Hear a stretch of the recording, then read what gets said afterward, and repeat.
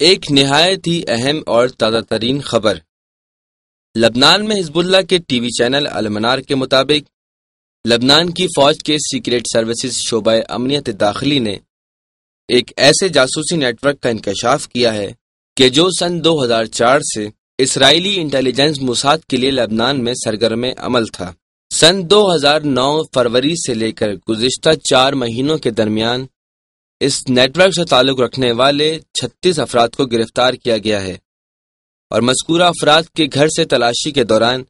نہایت ہی حساس، قیمتی اور جدید ترین آلات جاسوسی برآمد ہوئے ہیں کہ جن کی مدد سے اسرائیلی انٹیلیجنس موساد کو لمحہ بلمحہ انتہائی اہم معلومات فراہم کی جا رہی تھیں۔ قابل ذکر بات یہ ہے کہ اس نیٹ ورک کا زیادہ تر عملہ جنوب لبنان یعنی حزب اللہ کے علاقے میں سرگرم تھا۔ سیاسی ماہرین اور تجزیہ نگاروں کے مطابق اسرائیل کے لیے کام کرنے والے اتنے بڑے اور جدید ترین نیٹ ورک کا انکشاف اسرائیلی انٹیلیجنس کی مکمل پسپائی کا ثبوت ہے۔ اس گروہ کے انکشاف اور اس کے 36 افراد کی گرفتاری کے بعد اسرائیل لبنان کے مد مقابل خفیہ اطلاعات کے مقابلے میں ایک ایسے جسم کی مانند ہے کہ جس کے ہاتھ پاؤں کاٹ دیے گئے ہوں۔ کہا جا رہا ہے کہ لبنانی فوج حزب اللہ حامی گروہ اور خاص کر حزب اللہ کے لیے یہ ایک تاریخ ساز کامیابی ہے، جبکہ دوسری طرف حزب اللہ مخالف گروہوں کے لیے زہر کا جام۔ ناظرین کرام، اسی سلسلے میں ایک رپورٹ پیش خدمت ہے کہ جس میں مذکورہ نیٹ ورک سے حاصل شدہ جدید ترین آلات کی تفصیل اور آلات کی نمائش کی گئی ہے۔ جیسا کہ آپ ملاحظہ کر رہے ہیں کہ دیکھنے میں تو یہ ایک ریڈیو اور ٹیپ ریکارڈ ہے، لیکن در حقیقت یہ ایک انتہائی طاقتور ریسیور ہے جو سیٹلائٹ سے متصل ہے اور کسی بھی قسم کے آڈیو ریکارڈ کو بآسانی ارسال کر سکتا ہے۔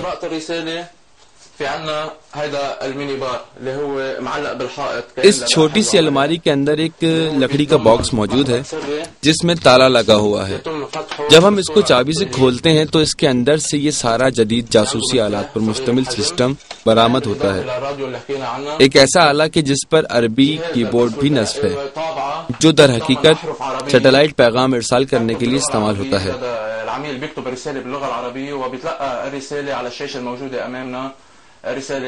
ظاہراً تو یہ ایک چھوٹا سا بیگ ہے، لیکن اس میں ان تمام چیزوں کو رکھنے کے لیے خفیہ جگہ بنائی گئی ہیں۔ یہ ایک موبل آئل کا ڈبہ ہے جس میں گاڑیوں کا انجن آئل معمولاً ہوتا ہے، مگر جب ہم نے ساتھ غور و فکر کیا تو معلوم ہوا کہ اس میں بھی ایک جاسوسی آلہ نصب ہے۔ جیسا کہ آپ ملاحظہ کر رہے ہیں کہ یہ ایک پانی ٹھنڈا رکھنے والا کولر ہے، لیکن اس کے ڈھکن میں انتہائی جدید اور مہنگا جاسوسی آلہ نصب ہے جو دشمن کو 10 سے 15 کلومیٹر تک کے علاقے میں موجود بارود اور اسلحے کی نشاندہی کرتا ہے، اور ان اطلاعات کو حاصل کرنے کے بعد سیٹلائٹ کو ارسال کرتا ہے، اور اسرائیلی فضائیہ پھر انہی ٹھکانوں کو بمباری کا نشانہ بناتی تھی۔ اور اسی طرح یہ وہ بٹن ہے کہ جن کے ذریعے اس کو استعمال اور اس میں سے اطلاعات کو ارسال کیا جاتا تھا۔ ظاہری طور پہ تو یہ ایک نیٹ ورکنگ راؤٹر ہے جو در حقیقت اس کیمرے سے کنیکٹ ہے، لیکن یہ راؤٹر اس کیمرے سے کنیکٹ ہونے کے بعد ایک الگ ہی داستان رقم کرتا ہے، کیونکہ یہ کیمرہ اس راؤٹر سے کنیکٹ ہونے کے بعد اپنے اندر موجود فلم یا تصویر کو بآسانی ڈائریکٹلی سیٹلائٹ تک ارسال کر سکتا ہے۔ یہ وہ تمام کاغذات ہیں جو اسرائیلی جاسوسوں کے قبضے سے برآمد ہوئے ہیں۔ ان کاغذات میں کئی طرح کے پاسپورٹ، ڈرائیونگ لائسنس اور مختلف جعلی پرائیویٹ کمپنیوں کے ڈاکیومنٹ بھی شامل ہیں۔ یہ جو نقشہ آپ دیکھ رہے ہیں یہ کوئی سادہ سا نقشہ نہیں، بلکہ معلومات سے بھرا ہوا ایک نقشہ ہے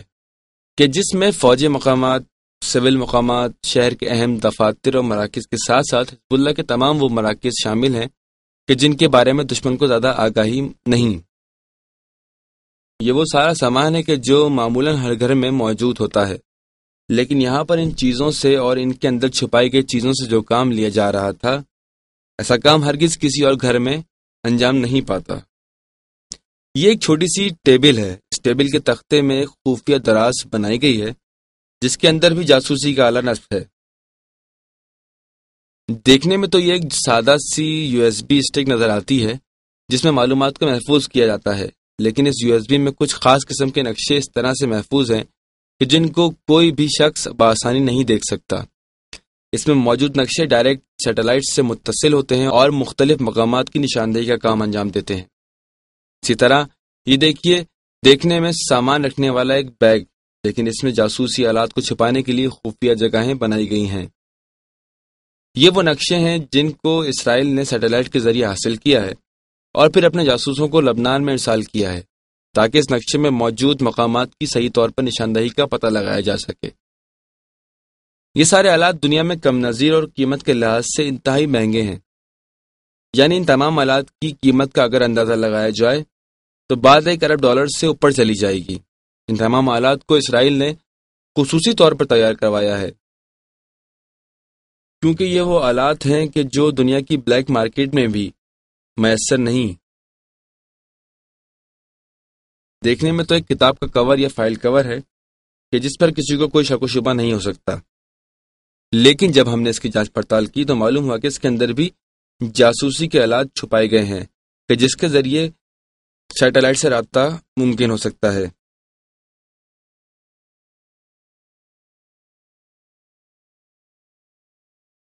دیکھنے میں ایک کی چین معلوم ہوتی ہے، جبکہ در حقیقت اس کے اندر ایک عدد موبائل سم کارڈ کو انتہائی مہارت سے چھپایا گیا ہے۔ یہ سم کارڈ دراصل سیٹلائٹ موبائل فون کا سم کارڈ ہے۔ یہ ایک چمڑے کا پرس یا پاکٹ میں رکھنے والا والیٹ دکھائی دیتا ہے، جبکہ اس میں بھی جاسوسی کے آلات کو چھپانے کے لیے خفیہ جیبیں بنائی گئی ہیں۔ یہ تمام چھوٹے یا بڑے ہینڈ بیگ یا والیٹ جاسوسی کے آلات کو چھپانے کے لیے انتہائی مہارت سے بنائے گئے ہیں۔ یہ ایک مکھن کا ڈبہ ہے، لیکن در حقیقت اس کے اندر بھی ایک ڈیٹا چپ کو چھپایا گیا ہے۔ اس مکھن کے ڈبے کے ذریعے ڈیٹا چپ کو ایک جگہ سے دوسری جگہ منتقل کیا جاتا رہا ہے۔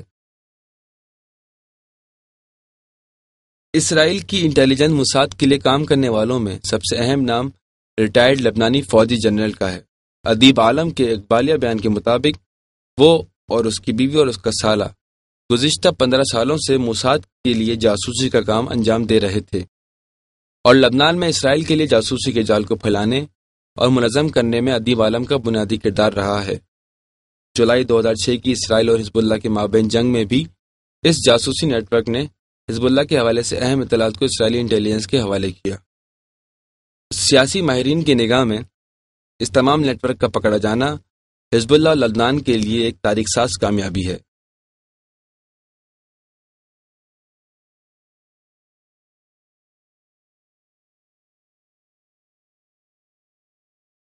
حزب اللہ کے سیکریٹری جنرل سید حسن نصر اللہ نے نبطیہ کے علاقے میں عوام سے خطاب کے دوران اسرائیلی غلاموں یعنی جاسوسوں کو جلد از جلد پھانسی دینے کا مطالبہ کیا ہے۔ انہوں نے کہا کہ اگر حکام اعلیٰ اسرائیلی جاسوسوں کے خلاف سخت اقدامات اٹھانے میں کوتاہی یا سستی کا مظاہرہ کرتے ہیں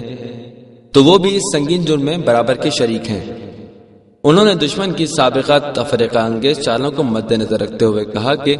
اسرائیل کے لیے جاسوسی کرنے والے افراد میں سب سے پہلے شیعہ مذہب سے تعلق رکھنے والے افراد کو پھانسی دی جائے، کیونکہ جاسوسی جیسا جرم قوم و مذہب سے بالاتر ہے،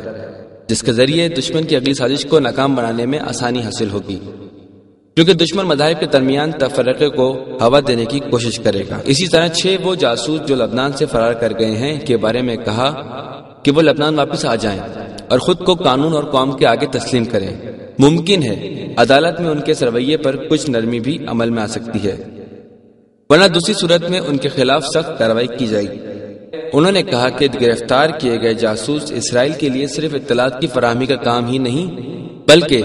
سن 2005-2004 میں مختلف بم دھماکوں اور ٹارگٹ کلنگ میں بھی ملوث تھے۔ آخر میں انہوں نے لبنانی ملت سے جاسوسوں سے متعلق اطلاعات اور اسی طرح کے دوسرے جاسوسی نیٹ ورک کے انکشاف کے لیے بھرپور تعاون کی اپیل کی ہے تاکہ ملک کو اسرائیلی جاسوسوں سے پاک کیا جا سکے۔